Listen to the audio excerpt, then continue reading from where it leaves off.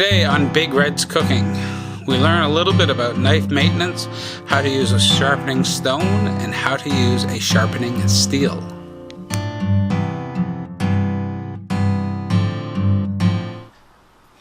Hi and welcome back. My name is Darcy, aka Big Red, and I want to thank you for watching my video again. So today I want to talk about knife maintenance. This here is my French knife. I've actually had this one since 1997. Still a great knife and does a great job, but it's not quite as sharp as I need it to be, and I thought this was a great opportunity to show you how to sharpen your knives properly, talk about the difference between sharpening stone and the steel, which really doesn't sharpen but rather hones, and show you how to use both properly. Having a really sharp, well-maintained knife edge is extremely important in the kitchen. It's going to just make your job a lot easier and actually a lot safer. A lot more people get cut by dull knives than by sharp knives. You tend not to be as careful, but more importantly, what happens is that you have to put a lot more effort into it. So as a result, you're just opening yourself up to risk. So learning how to maintain your knives is just going to make your job a lot easier. Your work a lot more pleasurable in the kitchen. So I'm hoping, just like with any of my other videos, that you pick up a few things and that you're going to enjoy your time in the kitchen a little bit more. So as I said, we basically have two main tools for maintaining our knives in the kitchen. We have our sharpening stone, and this one actually has two different colors to it. So you'll notice there's a light and a darker color.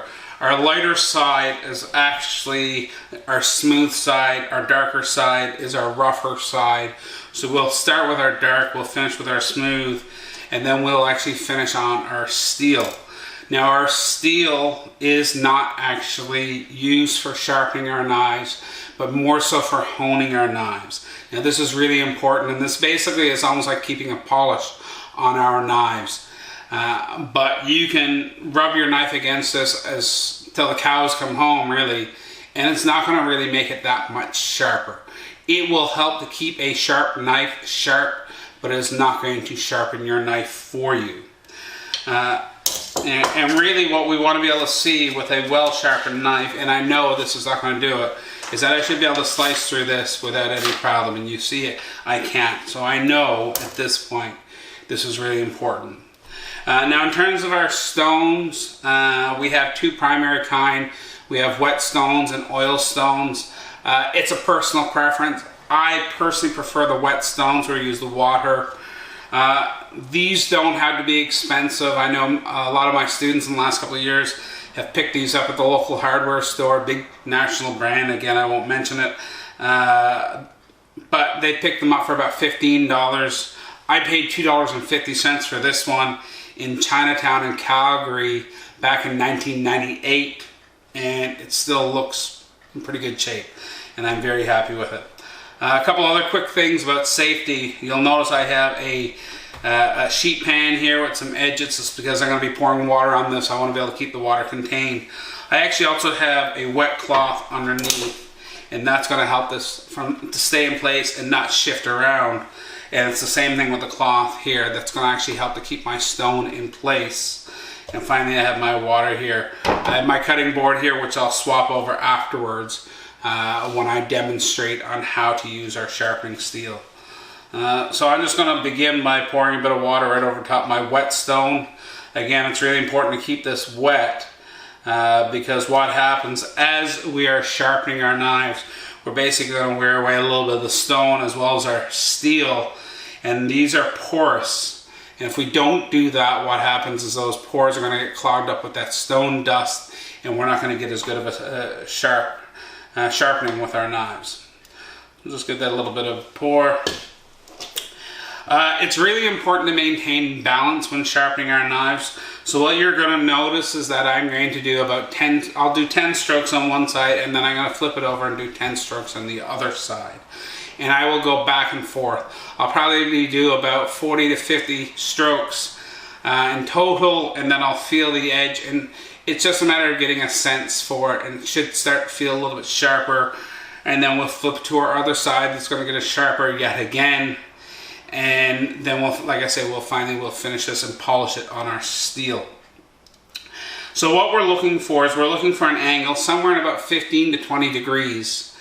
So if we look closely from our camera here, you'll see that there's just the slightest little angle, and I'm going to go from back to front.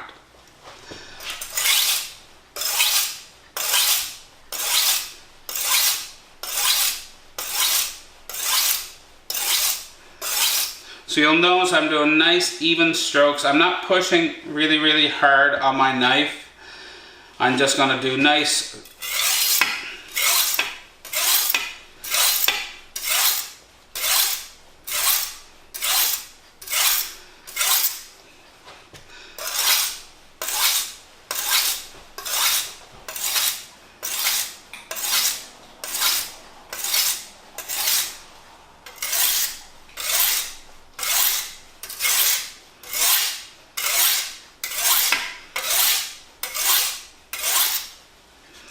I'm going to pour a little more water on top of this.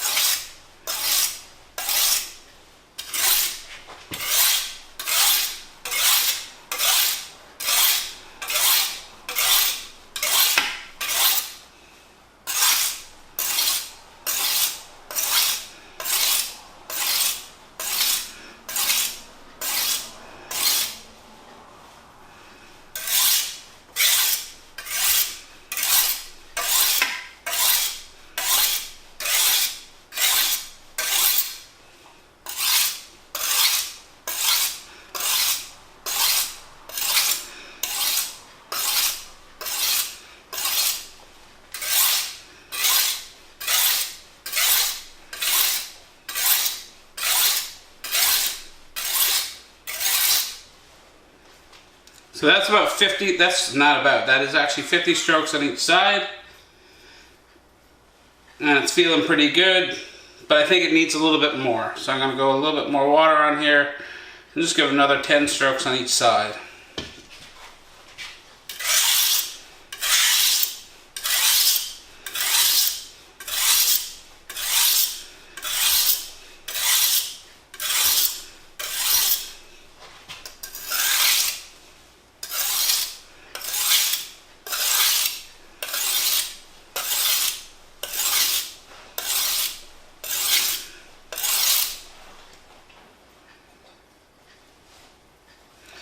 Alright, do another 10.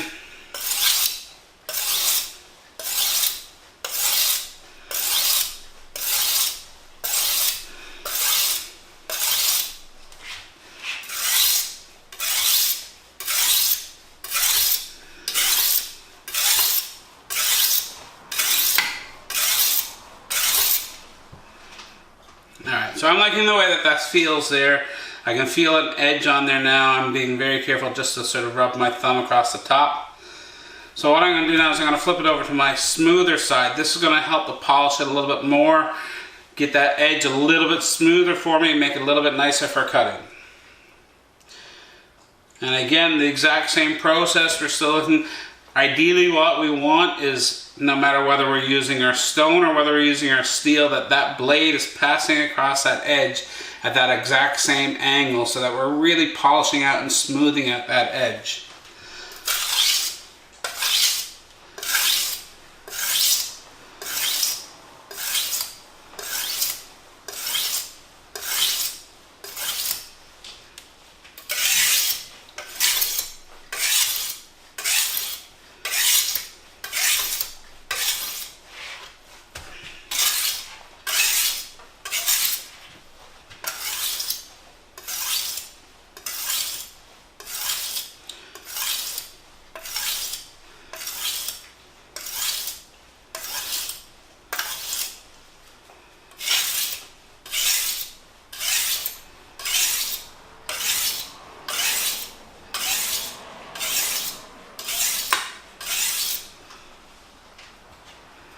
Yeah, so that's starting to feel really good. I'm going to give it another 10 on each side, and then I'm going to switch over to my steel.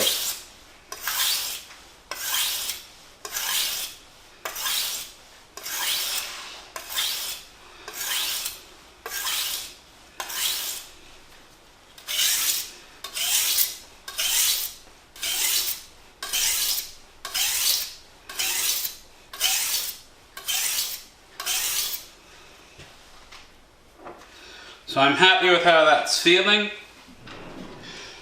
Give that a quick wipe.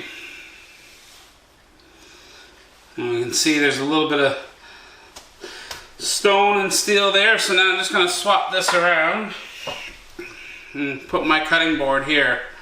So again, you'll see a lot of chefs sort of doing this type of motion, which is great, and I can do it nice and fast. But that tends to be a little bit intimidating for a lot of people. So how I always get my students to start, and this is a no risk, there's no real worries about harming yourself, and it's actually the best way to develop that muscle memory so you can learn those correct angles. And what I suggest is to hold the steel just like so, point it down on our cutting board.